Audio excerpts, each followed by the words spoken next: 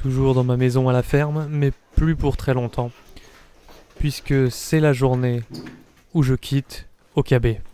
Dernier tour du lieu, je monte dans la voiture parce que, en vrai, faut prendre la voiture pour aller jusqu'à Okabe. Le train n'est pas juste à côté de la ferme, mais là c'est bon, je suis dedans, et je retourne à Tokyo pour récupérer les valises que j'avais laissées chez Kylian. Fin de séjour compliqué. Et j'ai que 2 bras. Connaissez-vous la technique des allers-retours ? Comme mes valises sont bien remplies de jeux, et qu'en plus elles sont à moitié pétées avec les roues qui roulent pas très bien, c'est très dur, avec 2 bras, de tirer 3 poignées. Donc la route jusqu'à mon dernier Airbnb a été très compliquée, surtout pour les escaliers. Je vais vous faire la visite de mon dernier Airbnb du Japon. Voilà, c'est tout.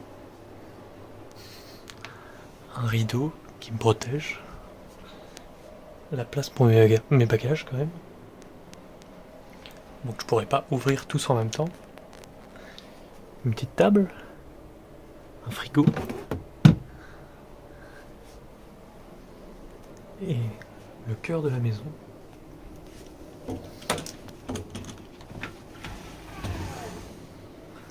C'est presque un capsule hôtel.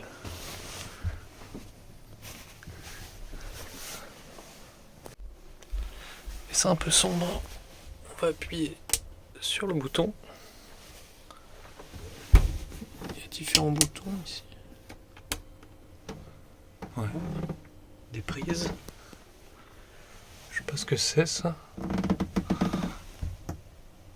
L'aération. Un locker pour mes affaires. Un miroir.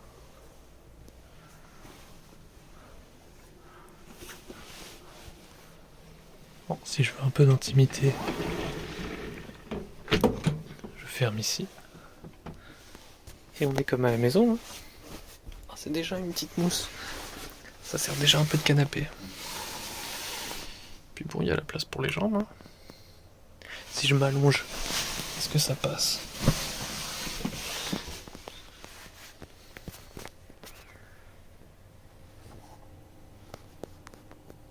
Ouais, ça va. Hein. Alors certains pourraient considérer que c'est honteux de louer un truc aussi petit, mais il faut savoir que quand tu veux juste dormir la nuit, t'as pas besoin d'avoir une grande chambre. Et encore, il y a plusieurs endroits où j'ai dormi où c'était des auberges, donc t'avais juste un lit dans une sorte de dortoir. Là, c'est une sorte de dortoir aussi, mais qui est délimité, où en fait il y a des compartiments séparés par des murs et des rideaux. Donc tu peux quand même avoir de l'intimité, chacun a son espace délimité. Et puis là c'était pas mal puisque c'était à côté de l'aéroport, donc j'ai pu déposer mes valises, et maintenant que j'étais léger, il me restait un peu de temps dans la soirée, donc je suis allé me balader dans le quartier de Sangenjaya, pas sûr de la prononciation, qui n'est pas un coin très touristique, mais pour les fans de jeux vidéo, ça peut évoquer quelques souvenirs. Pour les fans de RPG japonais, il y a quoi comme jeu très culte qui est sorti il y a un petit moment déjà ? Persona 5, cette rue, là que vous voyez, elle est assez similaire à la rue qu'on peut retrouver justement dans le quartier où on loge dans le jeu. Le soir, on retourne au café pour aller dormir. Il y a aussi des bains chauds, un pressing, je crois. Bon, dans la vraie vie, les bains chauds ont fermé, mais on retrouve l'ambiance de la rue. Et le côté petite ruelle, là c'est un peu le paradis de la ruelle. Vous allez voir que je m'enfonce dans des endroits exigus, mais qui sont pourtant habités, de cafés, de restaurants. Donc on croise quand même des gens. Regardez, ça ressemble un petit peu à l'intérieur du café de Persona. Et je vais monter à l'étage. Une fois que j'aurai poussé cette porte qui pèse 3000 kilos et qui est extrêmement dure à refermer également. Ah, c'est le problème des portes coulissantes, c'est quand c'est du bois massif. Et donc là, On peut retrouver un peu l'ambiance du café Leblanc.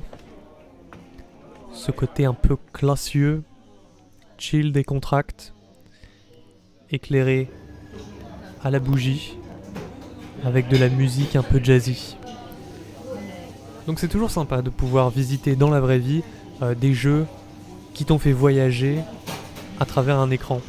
Et tu vois les similarités, et tu vois qu'est-ce qui a inspiré quoi. Et quand je suis sorti, je suis tombé nez à nez avec un book-off, donc je ne peux pas refuser le fait d'y entrer. Mais bon, il n'était pas très grand, donc j'ai pas trouvé grand chose. Et puis vous avez vu que mes bagages étaient déjà bien remplis. En soi là j'aurais pu acheter quelques trucs en plus. Mais je voulais continuer de me balader en direction de Shinjuku. Et oui, après avoir fait le quartier de Persona 5, il était temps que je refasse le quartier de Yakuza. Et ici il y a des grands écrans avec des animations qui rendent bien, qui jouent un peu sur la perspective 3D. Le soir ici il y a toujours du monde. Et donc là c'est le quartier principal dans les jeux Yakuza. Kabukicho. Toujours des écrans partout, des lumières. C'était la fin de mon séjour, j'avais plus vraiment d'objectifs, de trucs à voir. Donc je marchais au hasard dans ce coin-là, en espérant tomber sur des trucs que j'aurais pas vus. Oh bah tiens, un book-off.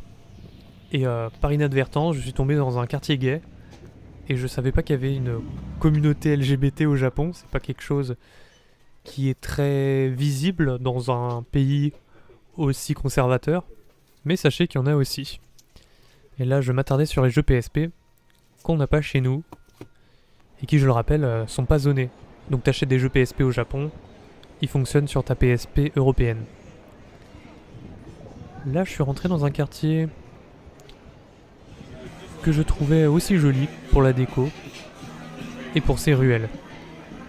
Et profitez parce que je crois bien que ça sera la dernière ruelle de ma vie, non pas de ma vie, mais de mon séjour au Japon.